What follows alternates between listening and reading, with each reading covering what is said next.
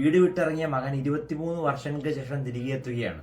ജനാലയിലൂടെ ആദ്യം ഈ മനുഷ്യനെ കാണുന്ന അമ്മയ്ക്ക് ഈ മകനെ തിരിച്ചറിയാൻ പറ്റുന്നില്ല.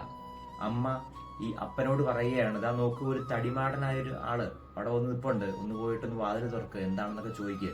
അമ്മ തിരക്കിലാണ്. അപ്പൻ പോയിട്ട് വാതിൽ തുറന്ന് നോക്കുമ്പോൾ അപ്പന് മനസ്സിലായി സംസാരത്തിനിടയ്ക്ക് ഇതെന്റെ മകൻ തന്നെയാണ് എന്നുള്ള കാര്യം. ഓടി വന്ന് അടുക്കളയിൽ വന്ന് അപ്പം പറയുകയാണ്, എടി നമ്മുടെ മോനാണത്.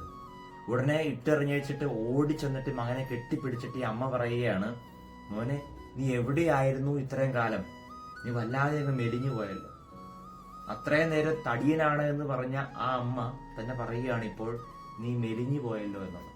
എന്റെ സ്വന്തമാണ് എന്നറിയുമ്പോൾ പല കുറവുകളും നിറവുകളായിട്ട് മാറുകയാണ്. അല്ലെങ്കിൽ സ്വന്തമാകുമ്പോൾ പല പോരായ്മകളും തമാശയായിട്ട് തോന്നും. ഇന്നത്തെ സുവിശേഷത്തില് ഫരിസയർ ഈശോനെ കുറ്റപ്പെടുത്തുകയാണ്. സാപത്തിലാണോ രോഗശാന്തി കൊടുക്കുന്നത്? അത് നിഷിദ്ധമല്ലേ?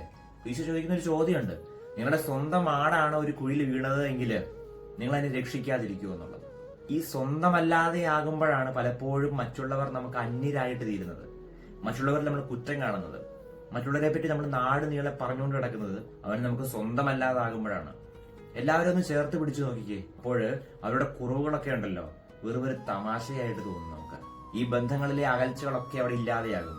അതുകൊണ്ടല്ലേ പൗലോസ് പറഞ്ഞത്, മറ്റുള്ളവരെ ബഹുമാനിക്കുന്നതിൽ നിങ്ങൾ മുന്നിട്ട് നിൽക്കണം എന്നുള്ളത്.